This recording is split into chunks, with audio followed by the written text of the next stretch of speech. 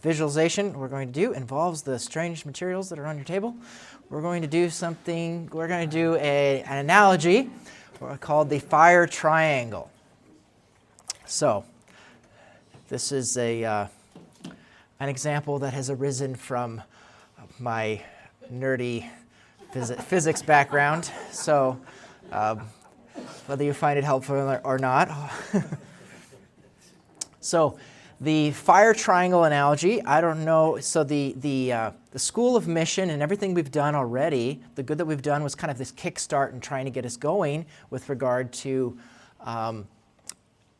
getting evangelization going within in our parishes, kind of like putting lighter fluid on things to get things going. But we need the flame to be continually sustained.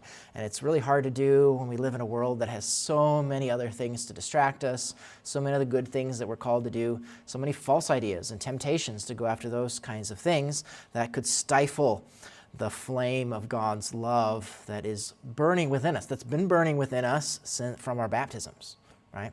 So we all are aflame with God's love and life.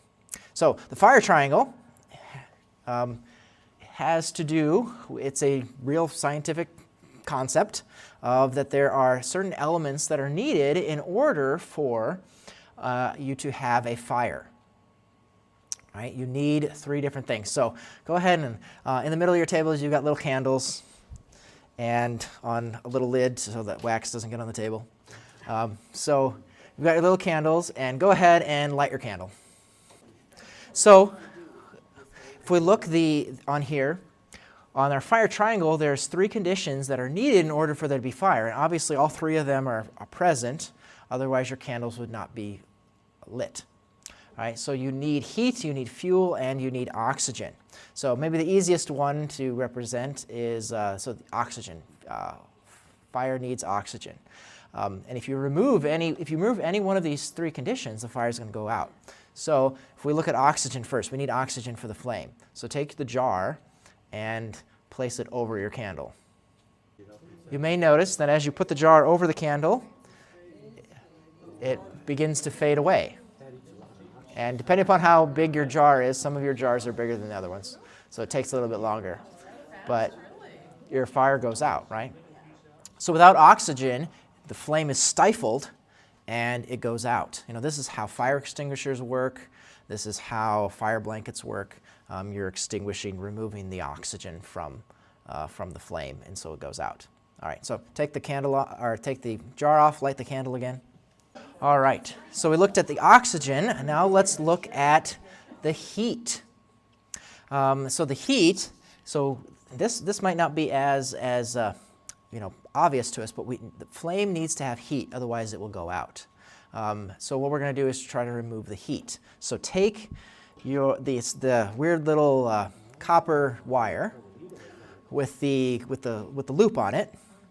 And so what you're going to do is the center of the loop you're going to place just over the flame. So basically place it. So you'll notice in there that what we're doing, we're not taking the oxygen away, are we? Because oxygen can still get through there because there's nothing covering it. So it must not be taking away the oxygen.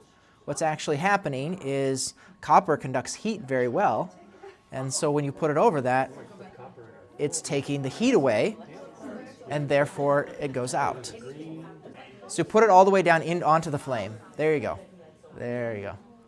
And you'll notice, you might even be able to take it off before it goes all the way out. But this is actually what's happening when you blow out a candle. That's actually what you're doing, is you're taking the heat away. You're blowing the heat away from the candle and it goes out. You're not stifling it because, there's still oxygen in your... So we've looked at oxygen. So we can take oxygen away and the flame will go out. We can take the heat away, the flame will go out. Go ahead and light the candle again. And we'll look at taking the fuel away. This demonstration is a little bit more, it's a little bit more finicky, but you have some foil, and you'll notice that there's like a little slit and a little hole towards the center. So what we want to do is carefully take the foil and and open up the slit, slide the flame so that you get the flame in the center, kind of close it up again, And then what you are going to try to do, you'll need to use 2 hands probably, is you'll want to start pulling slowly up on the foil, because what you're doing is you're separating the flame on the candle from the candle. And you'll see what happens. So when we're doing the foil there, what we're doing is we are creating a barrier between where the fire is and where the fuel is on the candle. And as you lift the foil up, you're separating the two of them. And when the fire is separated from that source of the melted wax, then it goes out. So various things like, fire breaks, or when a candle burns all the way down, there's no wax left and it goes out. It's no longer has the fuel that it needs in order to continue burning. So in order to have a fire, you need to have all 3 of those elements. If any of those are missing, then the fire is going to go out. So the question might be okay, Father, what does this have to do with anything? I just wanted to show it to you. No.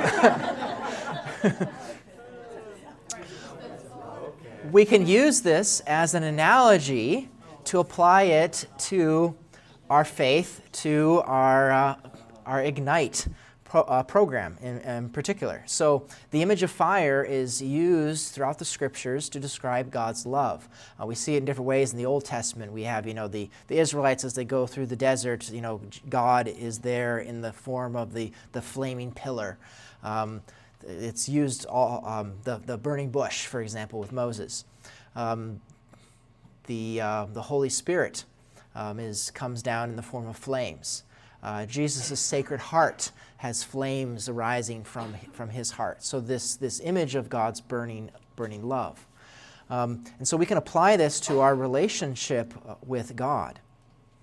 So if we do so, and look at the various elements that our fire needs. So the fire needs fuel, just like we saw here. If you separate it from the wax, it's going to go out. So what is the fuel in this is ourselves, the human soul, right? We ourselves are the ones who are to be on fire with God's love. And all of us are.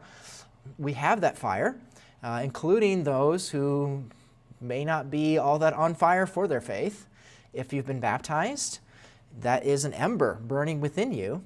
The Holy Spirit already dwells. The fire of His love is already within us from our baptism and confirmation. So the question might be, well, if we have so many baptized people, well, then how come they may not be living out their faith? Well, because they may be separated. If the fuel is separated from the heat or from the oxygen, then it's going to go out, right? So the heat is God Himself, right? God Himself is the source of the divine love. He's the main source of grace, and we receive it, as I mentioned already, through prayer and the sacraments, and our School of Mission, our various small groups, the Ignite program, whether it's the workshops or the upper rooms that we'll do, or the Sunday Sparks. They're all meant to keep the fuel, us, our souls, in constant contact with the heat, right? Because that's what happens is if someone's been baptized and so you have this little spark going. I mean, you even noticed on the table over there, right, that you had this little tiny spark still going on the tip of the wick, but and it could easily relight itself again, right? If the heat returned, suddenly it came right back, right? And so that's what this Ignite is all about. Sunday Sparks is this continual bringing that heat back in to the flame, so that it doesn't go out, because the world is the things of the world around us, the world, the flesh, and the devil, you could think of as trying to take away those things from us. Then thirdly, we have the oxygen. We could think of that as being the Holy Spirit, right? The Holy Spirit literally is not only fire, but He also comes in the image of the wind or breath of God, right? Well, that's the oxygen that we need. We need to be constantly connected to the Holy Spirit. And so through the course of whether it's the workshops or the Sunday Sparks, we're going to talk about the important role of the Holy Spirit. The Holy Spirit is indeed the one who is working in very practical things in our life. So if we're missing any one of these 3, as we just saw in our demonstration, if you take any one of those things away, the fire can go out. If we're only exposed to God's heat once a week at Sunday Mass, then the flame the rest of the week can be in danger of going out, right? I mean, it can begin to waver and get smaller. If we're not calling upon and relying upon the Holy Spirit, but trying to depend upon our own effort, then we can feel as though things are being stifled. A biggest question in this would be, the fuel question. So if you and I, if we are the fuel, you might think of yourself as like, but Father, I'm kind of like a candle. There's only so much of me. What if my wick has gone all the way down? And usually that's the way we function. Unfortunately, that's the way we've been functioning in a lot of our parishes, right? Where there's only so many of us that are willing to participate in similar things, and it feels like we're just getting burned on both ends, right? And there's only so much fuel that we have left, right? And that would be true if we were the only fuel. But we're not the only fuel. We're not the only fuel because as Christians, you might notice on here that we've got God, we've got the Holy Spirit, we have us. But ultimately, what this represents is the divine fire triangle. The divine fire triangle is God himself. He himself is a triangle of divine love. I mean, this is an analogy, right? He's not actually a triangle. But we have God the Father, who is the heat, right? Just as I was talking about. He is the heat, the source of all life. We have the Holy Spirit, the oxygen. But the fuel actually is Jesus Christ, right? The Son is the fuel. And who are we from our baptism? We are adopted sons and daughters of God the Father. We are sons in the sons. We are called Christians for a purpose, right? Because we are other Christs. It's no longer I who live, St. Paul says, but Christ who lives in me, right? So it's not just us and our, like, I'm a candle and I'm about out of fuel.